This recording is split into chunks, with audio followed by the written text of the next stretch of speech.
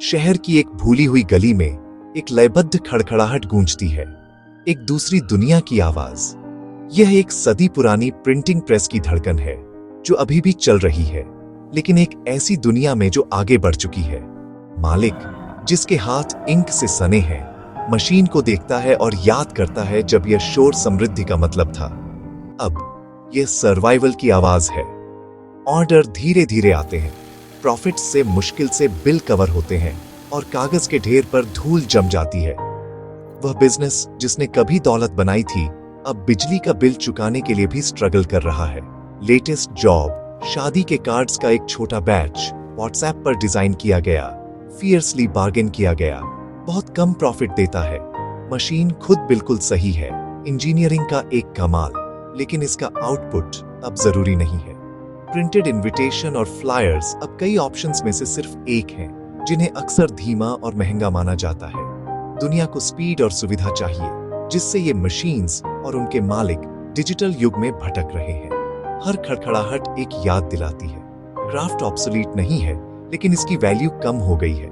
मालिक सिर्फ कागज से ज्यादा बेचता है, वह एक लेगेसी बेचता है, लेकिन लेगेसीज इंक, कागज या बढ़ते हुए किराए का भुगतान नहीं करती। प्रेस की रिदम एक अकेला मेट्रोनोम है जो दिनों को गिन रहा है।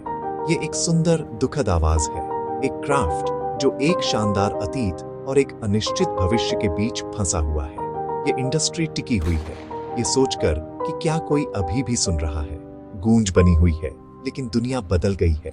सवाल बना हुआ है, क्या यह क्राफ्ट सरवाइव कर पाएगा या यह साइलेंस में खो जाएगा? एक समय था जब प्रिंटिंग एक सोने की खान थी। डिमांड लगातार बनी रहती थी। शादियां, स्कूल, बिजनेस सभी प्रिंटेड कागज पर निर्भर थे। शादी के कार्ड्स स्टेटस सिंबल्स थे जिन्हें बहुत देखभाल से चुना जाता था, और प्रिंटर्स हर सेलिब्रेशन के दिल में क्राफ्ट्समैन होते थे। ऑर्डर बड़े होते थे, मार्जिन्स अच्छे होते थे, पेमेंट्स तुरंत मिलती थी। स्कूलों को notebooks, text books, report cards चाहिए होते थे। प्रिंटर्स दिन रात काम करते थे। स्कूल कॉन्ट्रैक्ट सिक्योर करने का मतलब सालों तक गारंटीड इनकम था। कोई डिजिटल ऑल्टरनेटिव नहीं था। अगर आप सीखना या कम्युनिकेट करना चाहते थे तो आपको प्रिंट चाहिए था। बिजनेस को लेटर हेड्स, इनवॉइस, फ्लायर्स और बैनर्स चाहिए होते थे। मार्केटिंग कागज पर आधारित थी। प्रिंटर्स कॉमर्स में की पार्टनर्स थे। अपनी कम्युनिटीज में रिस्पेक्टेड आर्टिजन्स थे। मार्केट में भीड़ नहीं थी। भारी मशीनरी कंपटीशन कम रखती थी और प्रॉफिट्स हाई रखती थी। प्रिंटर्स घर बनाते थे, बच्चों को पढ़ाते थे और मशीनों में इन्वेस्ट करते थे। एंडलेस डिमांड में कॉन्फिडेंट होकर प्रेस की गड़गड़ाहट प्रॉस्पेरिटी की आवाज थी। यह एक सरल दुनिया थी। लोगों को कागज पर चीजें चाहिए होती थी और प्रिंटर्स डिलीवर करते थे। किसी ने कल्पना भी नहीं की थी कि यह मजबूत नींव कभी हिल जाएगी। सुनहरा दौर सर्टेनिटी, रिस्पेक्ट और स्टेबिलिटी पर बना था। प्रिंटर्स थ्राइविंग थे, बिजनेस पीढ़ियों तक पास करते रहे। दुनिया लिनियर थी, प्रिंट राजा था, लेकिन बैड लव आने वाला था। फिर लगभग रातों रात सब कुछ बदल गया। डिजिटल सुनामी आ गया। ईमेल, पीडीएफ्स, व्हाट्सएप जो स्पीड और एफिशिएंसी ऑफर करते थे, जिसकी बराबरी प्रिंट नहीं कर सकता था। शादी के इनविटेशन डिजिटल इमेज बन गए जो तुरंत और मुफ्त में भेजे जाते थे। बल्क ऑर्डर्स गायब हो गए। प्रिंटर्स बाद में सोचे जाने लगे। बिजनेस और स्कूल ईमेल, ऑनलाइन एड्स और डाउनलोड करने योग्य पीडीएफ्स पर शिफ्ट हो गए। फिजिकल कॉपीज की जरूरत खत्म हो गई, कम नहीं हुई। प्रिंटर्स जो कभी केंद्र में थे, अब किनारे पर खड़े थे। उनके स्किल्स और मशीनें अब मार्केट की मांगों से मेल नहीं खाती थी। डिजिटल दुनिया ने नियम बदल दिए, जिससे पारंपरिक प्रिंटर्स खो गए और अनप्रिपेयर्ड रह गए। उनके ट्रेड के औजार रातों रात रेलिक्स बन गए। ये कोलैप्स तेजी से और बेरहमी से हुआ। कई लोग अडेप्ट नहीं कर पाए। सुनामी आ गया था और कुछ ही तैरने के लिए तैयार थे। डिजिटल डिसरप्शन ने एक ब्रूटल स्क्वीज लाया। कॉस्ट्स, कागज, इंक, बिजली बढ़ती रही। क्लाइंट्स डिजिटल ऑप्शंस से एम्पावर्ड होकर लगातार बार्गेन करते रहे। प्राइस वॉर्स भड़क उठे, प्रॉफिट मार्जिन गिर गए। प्रिंटर्स कम के लिए ज्यादा मेहनत करते थे, बढ़ते खर्चों और कम होती कीमतों के बीच फंसे हुए थे। काम से मना करना कोई ऑप्शन नहीं था। उसे स्वीकार करने का मतलब था मुश्किल से ब्रेक इवन करना।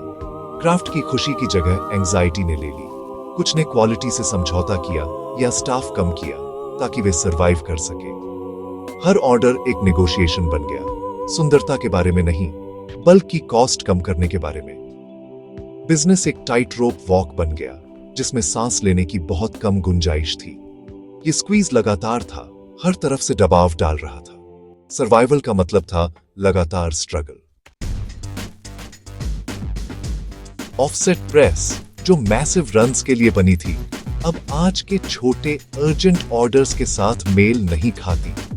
क्लाइंट्स को कल तक 200 ब्रोशर्स चाहिए होते हैं, अगले हफ्ते 5000 नहीं। सेटअप कॉस्ट्स अभी भी ज्यादा हैं, जिससे छोटे जॉब्स इनएफिशिएंट और अनप्रॉफिटेबल हो जाते हैं। क्लाइंट्स कम कीमतों की उम्मीद करते हैं, इकोनॉमिक्स को समझे बिना।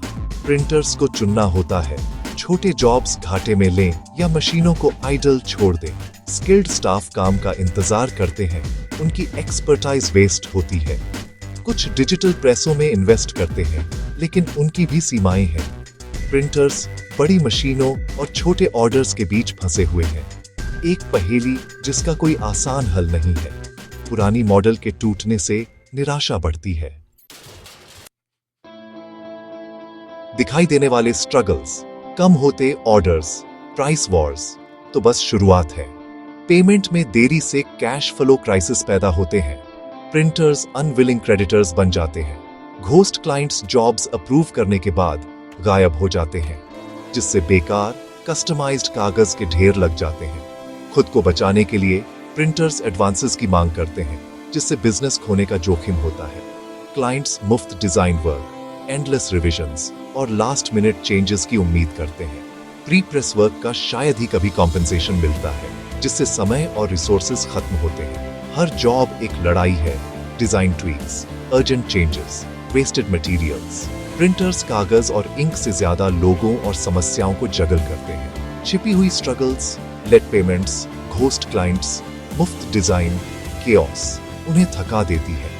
क्राफ्ट लगातार फायर फाइटिंग से ओवरशैडोड हो जाता है। बिजनेस अब सिर्फ प्रिंटिंग के बारे में नहीं बल्कि एक्सपेक्टेशंस मैनेज करने के बारे में है। ये 1000 कट्स की लड़ाई है। असली कॉस्ट अदृश्य है, लेकिन यही स्पिरिट को तोड़ता है। फिर भी कुछ प्रिंटर्स अलग होने की हिम्मत करके थ्राइविंग है।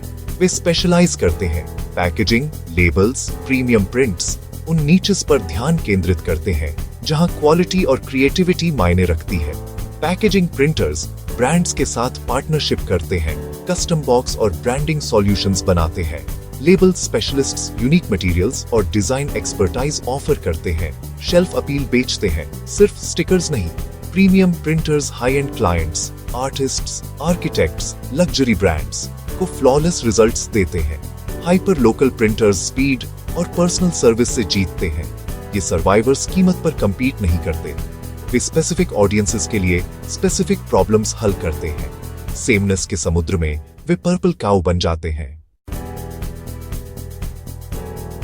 सर्वाइवर्स ने खुद को रीडिफाइन किया, प्रिंटर्स के रूप में नहीं बल्कि विजुअल कम्युनिकेशन स्पेशलिस्ट्स के रूप में।